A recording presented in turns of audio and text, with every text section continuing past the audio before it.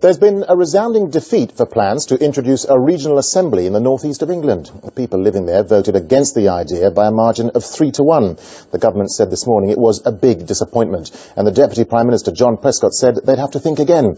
The northeast was thought to be the area most likely to vote for its own regional tier of government. Just under half in the region voted in the all-postal ballot. A huge majority, nearly 78%, were against the proposal, and just over 22% were in favour.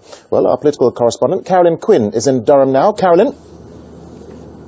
Well, Darren, few will feel the impact of this result as deeply and as strongly as John Prescott, the Deputy Prime Minister. For 20 years he's nursed the idea of English devolution. Now that dream appears to be shattered.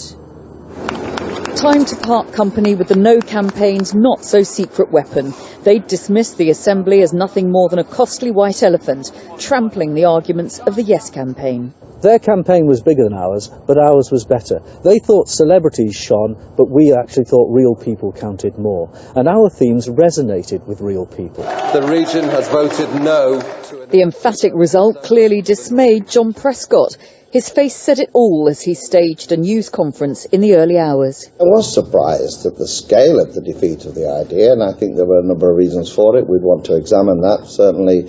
But undoubtedly it was an overwhelming defeat for the proposals put before them.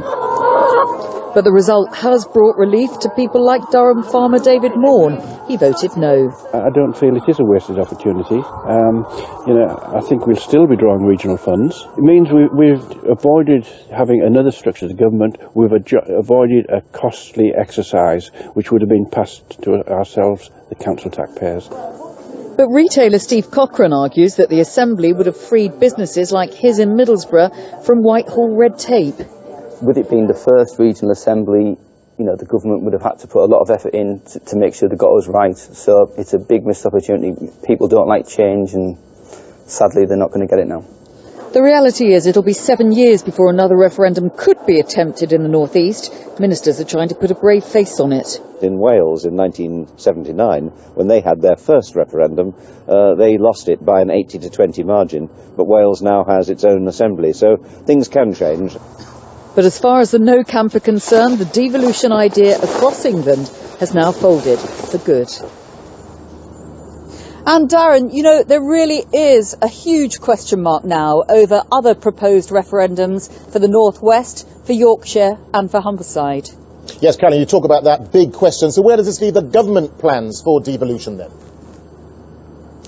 Well, pretty much up the spout, it looks like. Certainly talking to people here, people on both sides of the campaigns feel that the idea has to be now put on ice at least until the election, and probably for a good few years after that, simply because the No campaign argued that the arguments put forward by those proposing an assembly weren't strong enough. The assembly wouldn't have enough powers. Others said that it would raise the council tax. People here weren't prepared to accept that. So I think if they were to try in the future to propose an assembly again for this region, they'd have to drastically rethink how they did that. In the meantime, there are other ways that the government can regionalise policy. It can continue to devolve powers to a certain extent, decentralise powers within education and health. And of course there are those directly elected mayors. There are 3 of them in operation at the moment here in the North East, and the government would like more.